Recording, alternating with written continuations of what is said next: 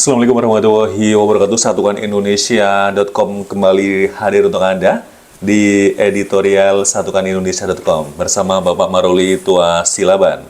Iya, makasih Mas Chandra. Salam jumpa kembali dengan pemirsa satukanindonesia.com dimanapun berada. Jangan lupa like dan subscribe.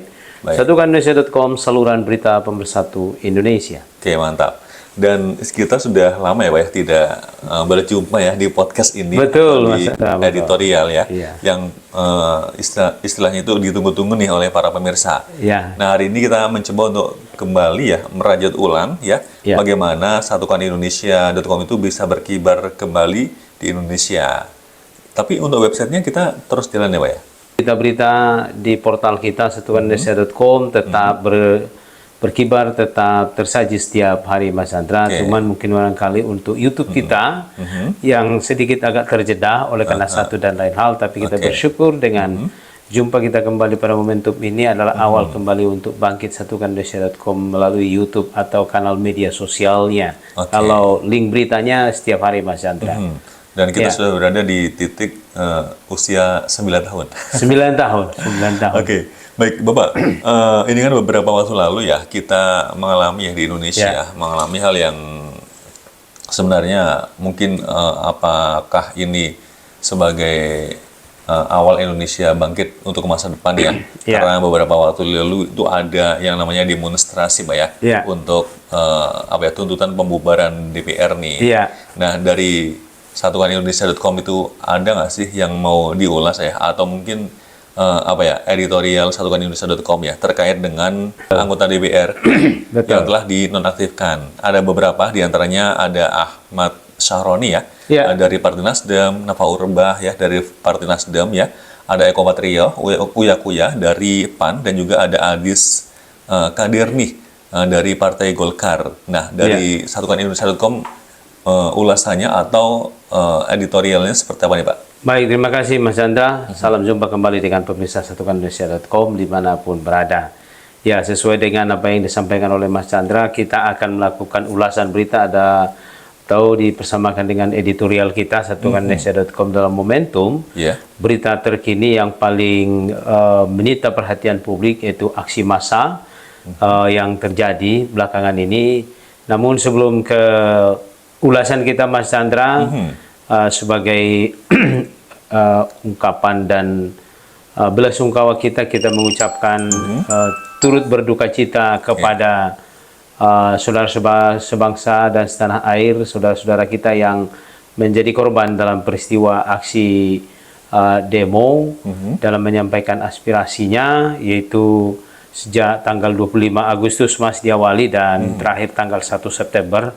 Ya, di dalam beberapa waktu itu ada beberapa warga negara Indonesia yang menjadi korban meninggal dunia dan juga korban mungkin sakit, luka dan segala macam. Karenanya ada Afwan Kurniawan. Ya, diantaranya ada Afwan Kurniawan yang korban di depan kantor DPR RI Senayan beberapa waktu yang lalu.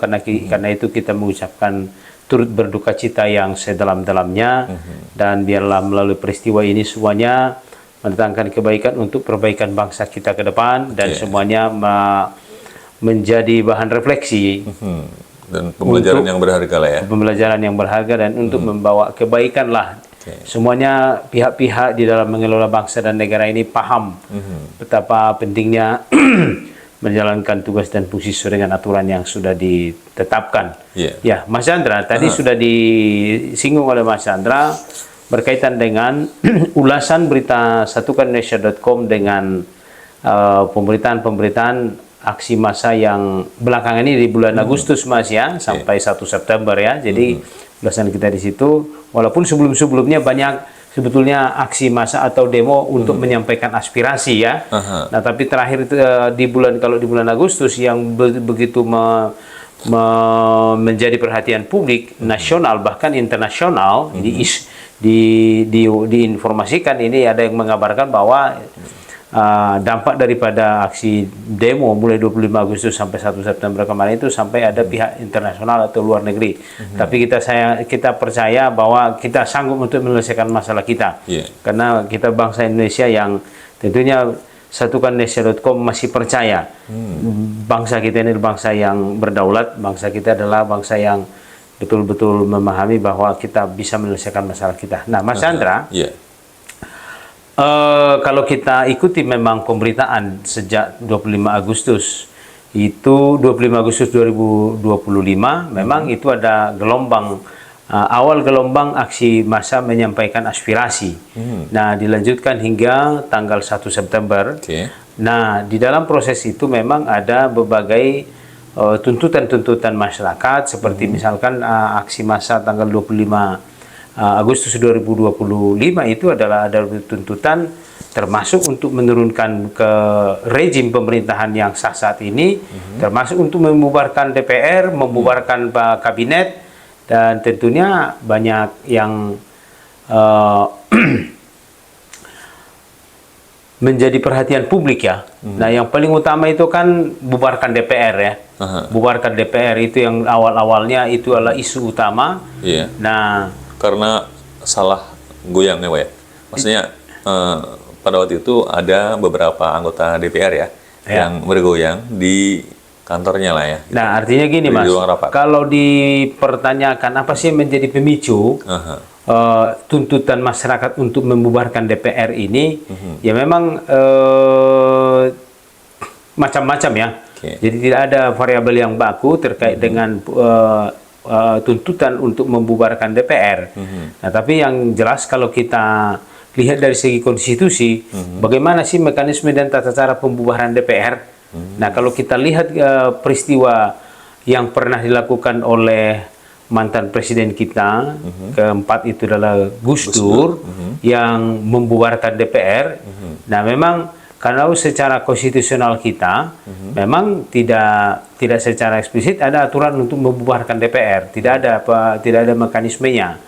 Nah, konstitusi kita kan, nah itulah walaupun pada saat itu Presiden Gus Dur mengeluarkan dekret untuk membubarkan DPR, dan itulah awal mula sekaligus instrumen untuk mengimpeachment beliau, karena beliau menyampaikan DPR seperti taman kanak-kanak waktu itu katanya kan, lalu dikeluarkan dekret. Tak lama kemudian, lalu DPR sesuai dengan kewenangannya, ya melakukan bersama MPR melakukan rapat untuk mengimpeach. Nah, kaitannya dengan apa yang disampaikan oleh gelombang massa pada tanggal 25 yang diawali 25 Agustus kemarin, dalam pemberitaan kita memang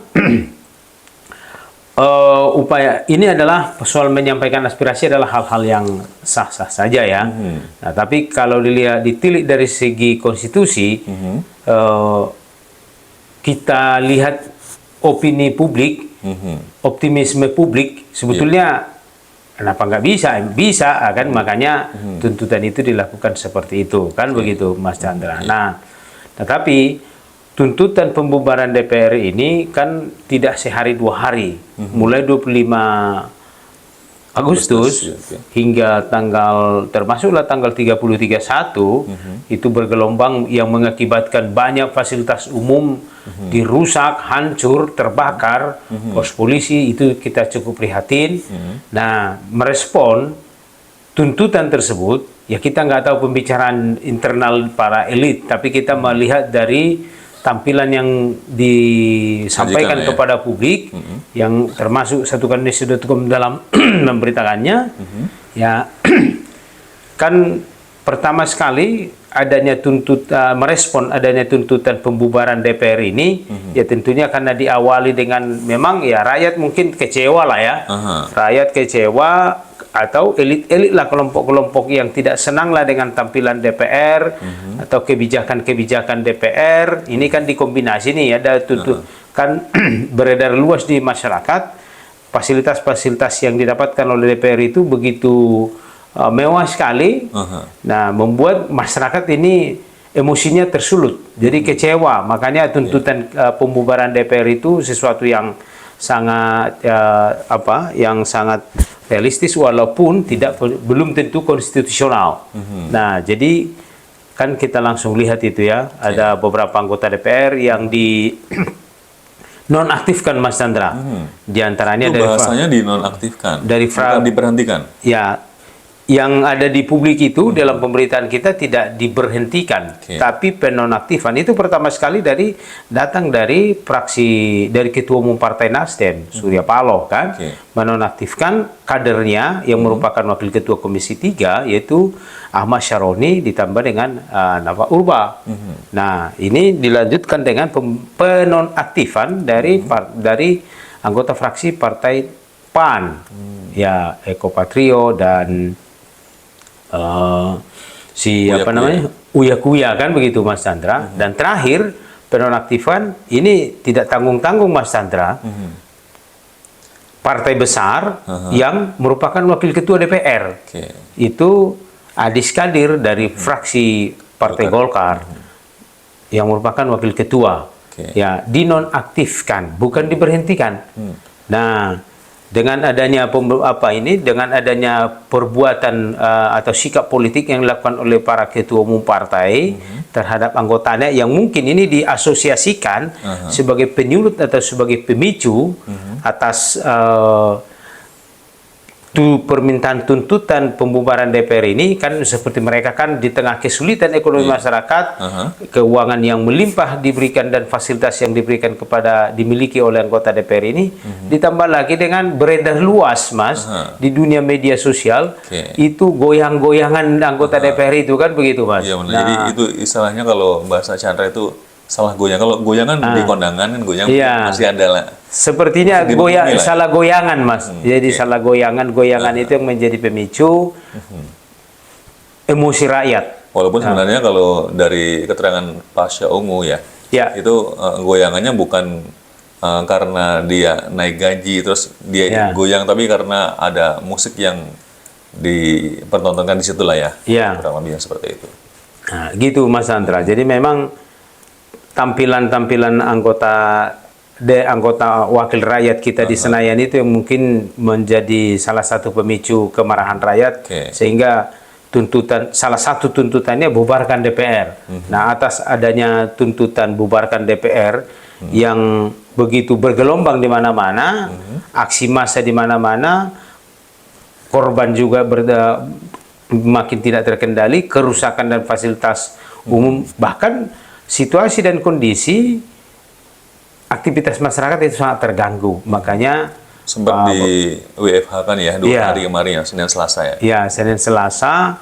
Nah, jadi anggota DPR yang mungkin pernyataan-pernyataan mereka yang menjadi pemicu kemarahan rakyat itu, ya mereka yang terlibat langsung itu dinonaktifkan. Mas Chandra. Itu untuk meredam sepertinya emosi rakyat, atau gimana ya Pak? Ini sepertinya kalau kita lihat dari terminologi di dalam peraturan perundang-undangan tentang keberadaan daripada anggota DPR, penonaktifan itu tidak diatur di dalam undang-undang MD3.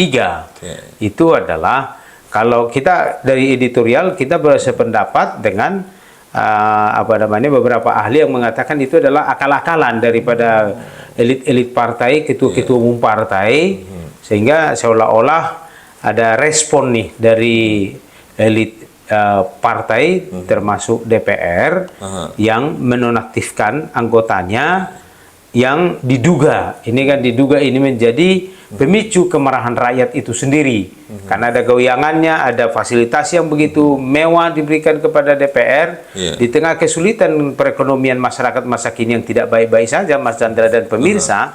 Nah, inilah menjadi bahasa yang digunakan sekaligus mungkin ini trik lah ya. Nah, kita sependapat dengan bahwa apa yang dilakukan oleh beberapa ketua umum partai merespon aksi massa yang begitu derasnya menuntut pembubaran DPR, lalu langsung secara tiba-tiba kan muncul bahasa penonaktifan. Nah, bahasa penonaktifan dalam Undang-Undang MD3 itu tidak ada. Yang ada di sana adalah pemberhentian atau pergantian antar waktu. Nah, kalau nonaktif, Mas Chandra, dalam Undang-Undang MD3 itu bukan berarti diberhentikan. Nah, bukan berarti diberhentikan kalau bahasa penonaktifan. Kalau anggota DPR mau diganti ataupun diberhentikan, dia harus memang secara undang-undang dia diberhentikan dia. Nah, jadi kalaupun ada penonaktifan ini yang diasosiasikan oleh publik seolah-olah menjadi jawaban atas tuntutan rakyat, itu ini mungkin hanya sebatas ini aja ya, sebatas gula-gula kepada publik, seolah-olah DPR ini bersikap, seolah-olah ketua umum partai ini bersikap. Mungkin DPR belum lah ya, DPR belum, tapi ketua umum partai telah bersikap dengan menonaktifkan beberapa anggotanya yang diduga menjadi pemicu adanya tuntutan rakyat untuk membubarkan lembaga DPR itu sendiri, Mas Chan. Kalau dinonaktifkan itu, mereka masih menerima fasilitas atau mungkin gaji dari DPR nggak, Pak? Berdasarkan ketentuan yang ada, kalau bahasa penonaktifkan itu tadi seperti saya sampaikan itu kan bukan merupakan perbuatan hukum memberhentikan atau mengganti yang bersangkutan dari lembaga DPR. Nah, oleh karena memang tidak ada kata penonaktifkan itu sebagai bagian hukum untuk mengganti yang bersangkutan, maka hak-hak dia sebagai anggota DPR tetap jalan. Enak juga ya? Ya, tetap jalan. Gitu ya. Iya. Nah, apakah itu penonaktifan itu apakah bahasa halus dari pemecatan nggak, Pak? Apa gimana sih, Pak? Nah, kalau begini Mas, kaitannya dengan, karena masih ulasan kita adalah bahwa tuntutan rakyat kan berkembang ini sampai 1 September kemarin kan masih ada beberapa tuntutan 17 tambah 8 yang sebetulnya difokuskan diperas dia sebetulnya awal mulanya ada 6. 6 itu kan, 6 tuntutan rakyat itu kan, baik itu kepada lembaga legislatif, kepada lembaga eksekutif. Nah, itu kan ada 17 ditambah 8 itu kan, yang disampaikan oleh kelompok-kelompok masyarakat. Nah, dengan adanya 17 tambah 8, salah satu diantaranya adanya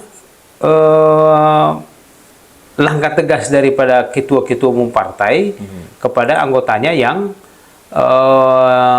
ya mungkin harus dilakukan pemeriksaan atau dilakukan audit lah ya.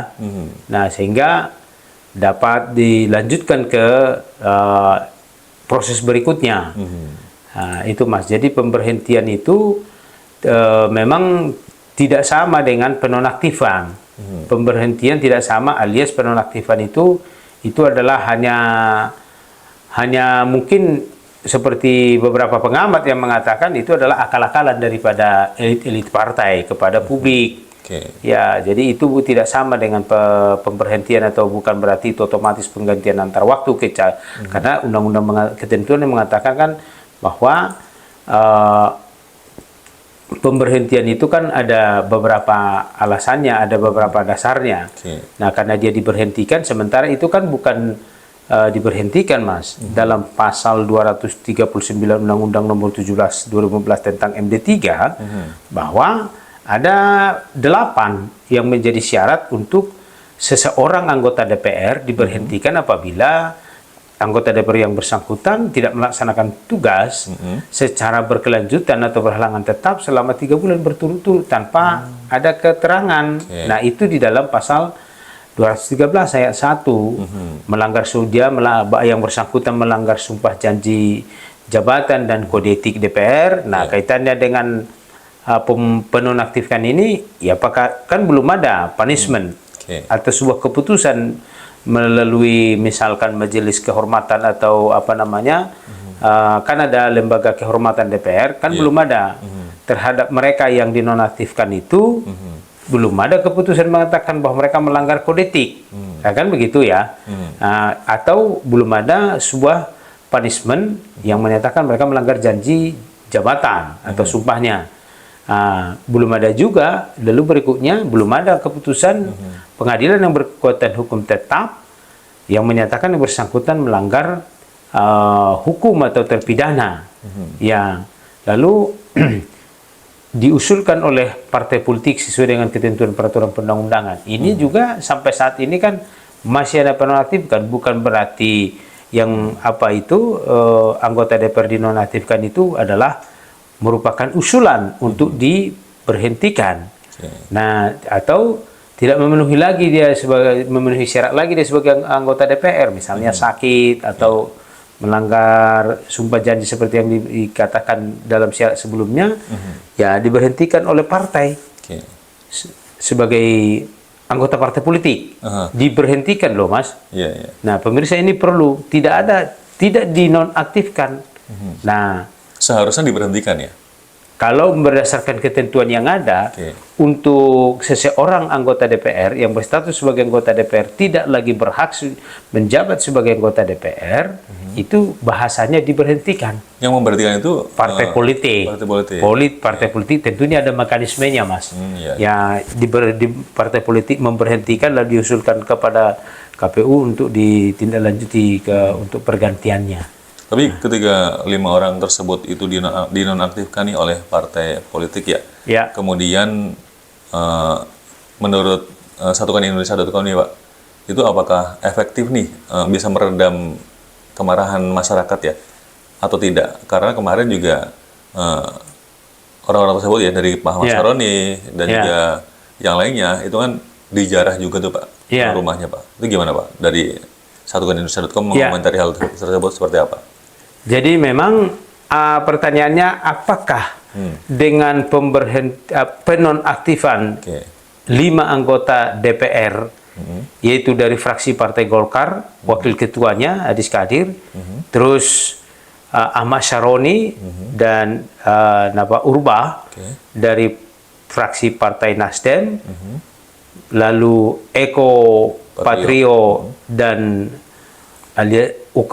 Uya Kuya kan dari Partai Amanat Nasional adalah menjadi jawaban terhadap tuntutan rakyat mulai tanggal 1, mulai tanggal 25, tanggal 28, tanggal 30, 31 Agustus adalah merupakan jawaban karena salah satunya kan pembubaran DPR.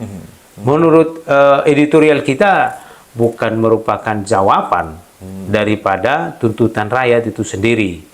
Nah, karena apa? Karena terakhir kan tuntutan rakyat itu di tanggal 30, 31 sampai tanggal 1 September 2025 itu ada tadi 17 ditambah 8 tuntutan rakyat. Jadi memang ya namanya aspirasi, Mas ya. Jadi memang ya ini menjadi perhatian daripada pemerintah. Dan tentunya kita harus maknai ini secara positif bahwa ini untuk check and balance langsung dari rakyat kepada pemimpinnya, kepada pemimpinnya yang ada di legislatif, kepada pemimpinnya yang ada di eksekutif paling utama, dan termasuk di lembaga-lembaga atau alat-alat negara yang keberadaannya diatur di dalam Undang-Undang Dasar maupun di dalam Undang-Undang Peraturan Perundang-Undangan, Mas Chandra. Jadi memang 17 tuntutan itu masih 17 tambah 8 itu masih akan terus dalam pantauan atau masih kita sebagai media akan masih mengikutinya. Nah, bahkan di tuntutan itu ada batas waktunya Pak ya, kalau nggak salah tanggal 5 jadi September. Memang ada beberapa kelompok dan itu sudah dikombinasikan ya, itu sudah dipadukan itu tuntutan rakyat itu. Kalaupun ada misalkan 8 tuntutan rakyat itu yang termasuk bersihkan serta lakukan reformasi besar-besaran di DPR, ini kita juga nggak tahu, kita masih akan pantau, Mas.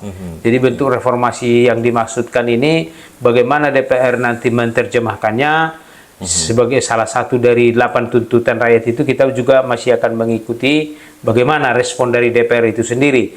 Apakah katakanlah, karena ada salah satu kan anggota atau wakil ketua DPR yang dinonaktifkan, apakah ini menjadi salah satu bagian yang harus direformasi, dan bentuk reformasi ini seperti apa juga kita nggak tahu. Lalu reformasi partai politik.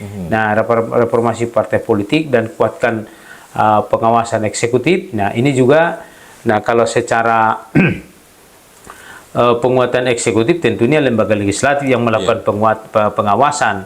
Nah, reformasi partai politik ya memang bermacam-macam bentuk-bentuk dan opsi-opsi tawaran daripada publik terhadap DPR reformasi politik itu sendiri, reformasi partai politik itu sendiri. Nah, kan tidak, kalau dalam berbagai pemberitaan kita juga kan termasuk bahwa yang menjadi salah satu pemicu tingkat korupnya lembaga negara itu adalah memang partai politik adalah sumbernya. Ya, partai politik. Dan di belakangan ini kan banyak juga penilaian terhadap partai politik, bahwa partai politik itu adalah sumber instrumen melakukan korupsi di bangsa ini kan. Reformasi memang salah satu tuntutan dari 8 rakyat itu adalah reformasi partai politik. Nah, memang ini masih terus akan kita ikuti pemerintahan terkait dengan ini, Mas. Lalu susunan rencana reformasi perpajakan kan ini ada 8 tuntutan rakyat. Lalu sahkan dan tegakkan undang-undang perampasan aset koruptor. Nah, dalam 2 hari ini, Mas Chandra, ini sudah beredar luas di masyarakat rancangan undang-undang tentang perampasan aset koruptor itu, Mas.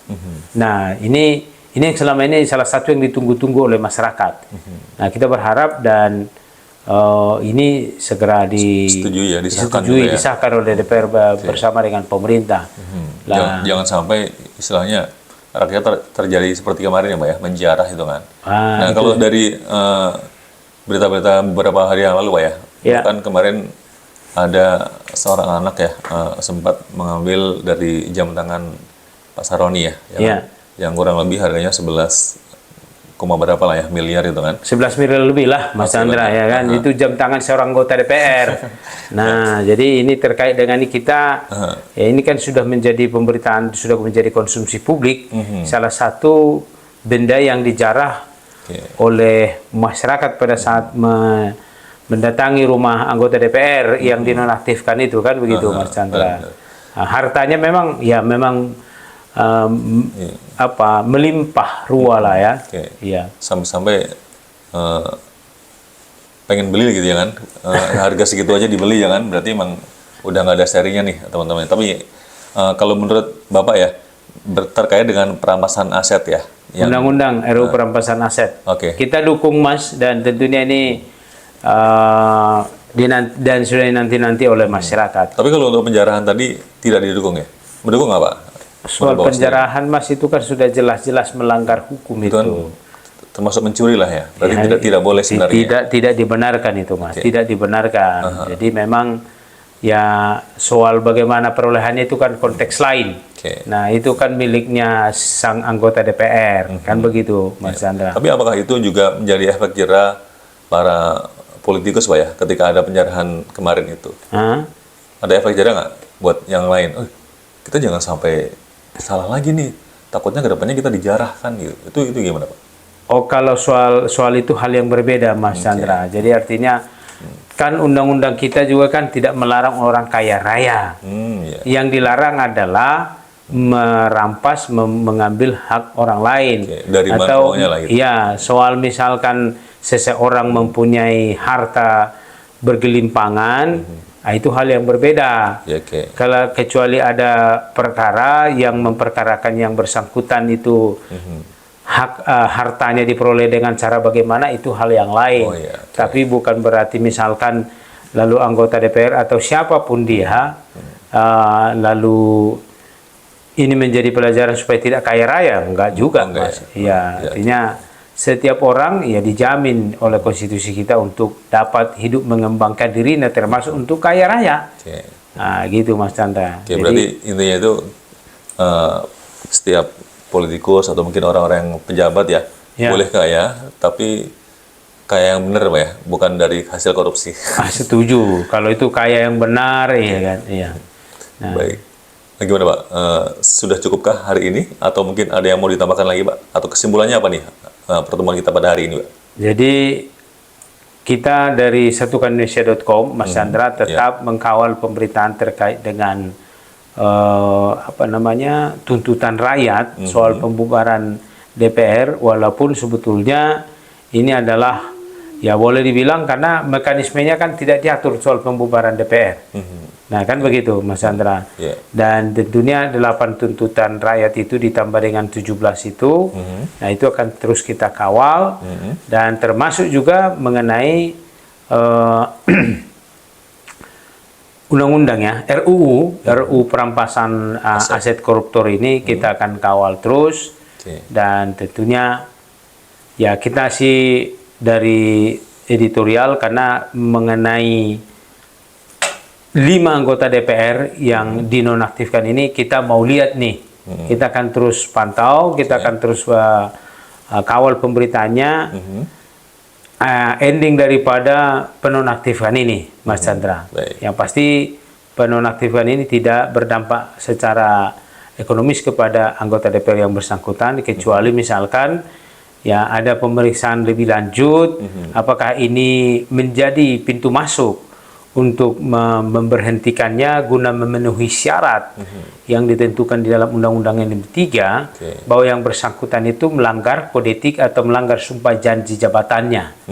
Nah, kalau memang DPR-nya, partai politik bersama dengan DPR-nya konsisten, ya memang langkah yang harus dilakukan. Kalau ini diindikasikan sebagai bentuk pelanggaran kode etik, ya memang DPR-nya harus DPR-nya perlu meresponnya dengan membentuk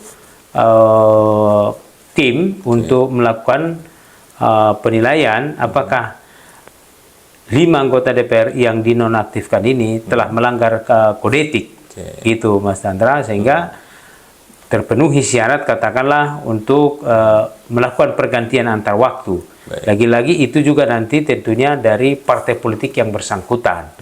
Ya, jadi kalau partai politik, kalau sudah ada misalkan sebuah putusan punishment dari majelis kehormatan atau apa namanya, karena ada di majelis kehormatan DPR itu ya, dan juga misalkan ada putusan pengadilan yang menyatakan yang bersangkutan itu melanggar hukum atau ancaman hukuman pidananya 5 tahun yang diatur di dalam pasal 239 Undang-Undang MD3 itu, ya memang itu nanti pintu masuknya bagi anggota DPR yang bersangkutan itu dilakukan tindakan entah pun misalnya PAW atau apapun namanya, tapi yang jelas penonaktifan bukanlah sama dengan pemberhentian, bukanlah merupakan bagian daripada proses pergantian antar waktu.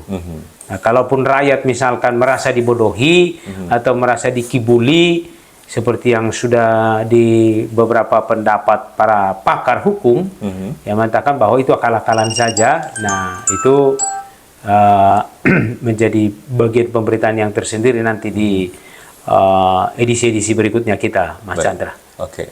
Baik, sementara ini saja dulu ya Pak ya? Ya, cukup untuk, Mas Chandra. Editorial dari satuanindonesia.com. Dan harapannya adalah untuk para wakil rakyat ya, dan juga para pejabat yang ada di atas ya, nggak ada salahnya terus gunakan rasa empati ya, gunakan etika, gunakan cara berpikir yang baik lah, bagaimana caranya agar rakyat tidak marah, rakyat senang, dan juga Indonesia ke depan semakin baik, semakin maju, dan bisa menuju ke 2045 Pak ya, Indonesia Emas. Oke. Ya. Baik, saya Chandra. Dengan saya Maruliti Wasilaban, satukandesia.com, saluran berita pemersatu Indonesia. Jangan lupa like, subscribe, komen, dan share. Assalamualaikum warahmatullahi wabarakatuh. Waalaikumsalam warahmatullahi wabarakatuh. Salam satukandesia.com, saluran berita pemersatu Indonesia.